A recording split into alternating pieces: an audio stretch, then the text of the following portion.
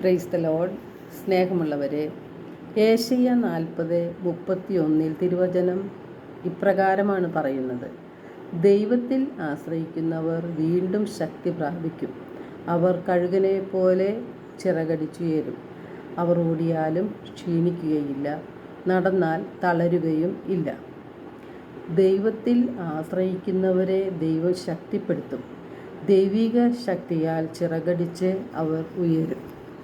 നാം പലപ്പോഴും പല വീഴ്ചകളും നമുക്കുണ്ടാകുമ്പോൾ, അല്ലെങ്കിൽ പ്രലോഭനങ്ങൾ നമ്മുടെ ജീവിതത്തിൽ ഉണ്ടാകുമ്പോൾ, നാം ദൈവത്തിൽ ആശ്രയിക്കാൻ മറന്നു പോകുന്നവരാണ്. ദൈവത്തിൽ ആശ്രയിക്കുമ്പോഴാണ് നമ്മുടെ വീഴ്ചകളിൽ ദൈവം നമ്മെ കൈപിടിച്ചുയർത്തി ശക്തി നൽകി കഴുകന്മാരെ പോലെ ചിറകടിച്ചുയരാനായിട്ട് നമ്മെ ബലപ്പെടുത്തുന്നത്. സങ്കീർത്തനങ്ങൾ 28:7 തിരുവചനം പറയുന്നു: കർത്താവ് എൻ്റെ ശക്തിയും പരിചയവുമാണ്. കർത്താവിൽ എൻ്റെ ഹൃദയം ശരണം വയ്ക്കുന്നു, അതുകൊണ്ട് എനിക്ക് സഹായം ലഭിക്കുന്നു. എൻ്റെ ഹൃദയം ആനന്ദിക്കുന്നു. അപ്പം നാം കർത്താവിനെ വിളിച്ചപേക്ഷിക്കുമ്പോൾ കർത്താവ് നമുക്ക് ഉത്തരമരുളും. പ്രതിസന്ധി ഘട്ടങ്ങളിൽ, വേദനകളിൽ നമ്മെ കർത്താവ് താങ്ങി നിർത്തുകയും ചെയ്യും. 1 പത്രോസ് 5:6 തിരുവചനം പറയുന്നു: നിങ്ങളുടെ ഉത്കണ്ഠകളെല്ലാം അവിടുത്തെ ഏൽപ്പിക്കുവിൻ, അവിടുന്ന് നിങ്ങളുടെ കാര്യത്തിൽ ശ്രദ്ധാലുവാണ്. ദൈവം എൻ്റെ കൂടെയുണ്ട് എന്ന് വിശ്വസിക്കുന്ന ഒരു വ്യക്തിക്ക് ഭയത്തിൻ്റെയും ഉത്കണ്ഠയുടെയും ആവശ്യമില്ല. ദൈവത്തിൻ്റെ അടുക്കൽ അഭയം തേടുന്നവരെ ദൈവം സംരക്ഷിക്കും. ദൈവം നമ്മുടെ കാര്യത്തിൽ ശ്രദ്ധാലുവാണ്. മരുഭൂമിയിലൂടെയുള്ള യാത്ര ചെയ്ത ഇസ്രായേൽ ജനത്തിന് പകൽ അവർ തളരാതിരിക്കാൻ തണൽ നൽകി മേഘസ്തംഭമായും രാത്രിയിൽ ചൂടും വെളിച്ചവും നൽകി അഗ്നിസ്തംഭമായും കർത്താവ് അവരോടൊപ്പം സഞ്ചരിച്ചു. അവർക്ക് യാതൊന്നിൻ്റെയും കുറവ് ഉണ്ടായില്ല. വിശുദ്ധ യാക്കോബ് ശ്ലീഹ 4:8 പറയുന്നു: കർത്താവിനോട് ചേർന്ന് നിൽക്കുവിൻ, അവിടുന്ന് നിങ്ങളോടും ചേർന്ന് നിൽക്കും.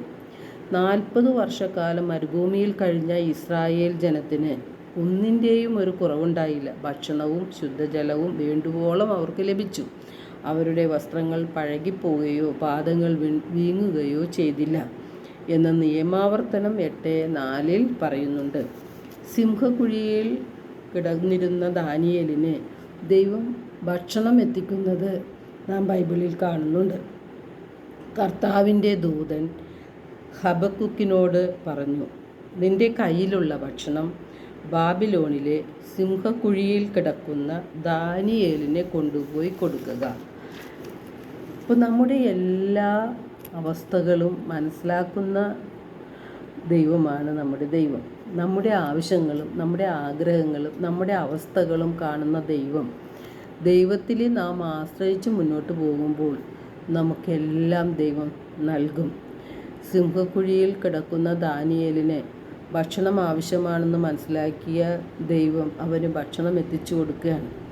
അതുപോലെ നമുക്ക് ബുദ്ധിമുട്ടുകളും പ്രയാസങ്ങളും എല്ലാം ഉണ്ടാകുമ്പോൾ നമുക്ക് ആത്മധൈര്യവും പ്രത്യാശയും എല്ലാം നൽകുന്നത് ദൈവമാണ്.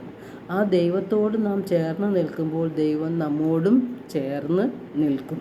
നമുക്ക് ഒന്നിൻ്റെയും ഒരു കുറവും ഉണ്ടാകുകയില്ല. അതിനാൽ എല്ലാ കാര്യങ്ങളിലും ദൈവത്തിൽ ആശ്രയിച്ചുകൊണ്ട് ജീവിക്കുവാനും ദൈവത്തോട് നന്ദി പറഞ്ഞ് ജീവിക്കുവാനുമാണ് നാം പരിശ്രമിക്കേണ്ടത്.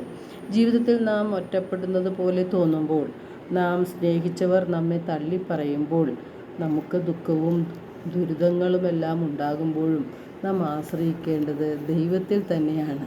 നാം പലപ്പോഴും മനുഷ്യരെ ആശ്രയിക്കാൻ ശ്രമിക്കും, പക്ഷേ അതിൽ നിന്ന് നമുക്ക് യഥാർത്ഥത്തിലുള്ള സഹായമോ സന്തോഷമോ നമുക്ക് ലഭിക്കുന്നില്ല. നമുക്ക് ആശ്രയം ദൈവത്തിൽ നിന്നാണ് ഉണ്ടാകുന്നത്. അപ്പോൾ എല്ലാവർക്കും ഒരു നല്ല ദിനം ആശംസിക്കുന്നു. ദൈവം നമ്മെ ഓരോരുത്തരെയും സമൃദ്ധമായി അനുഗ്രഹിക്കട്ടെ.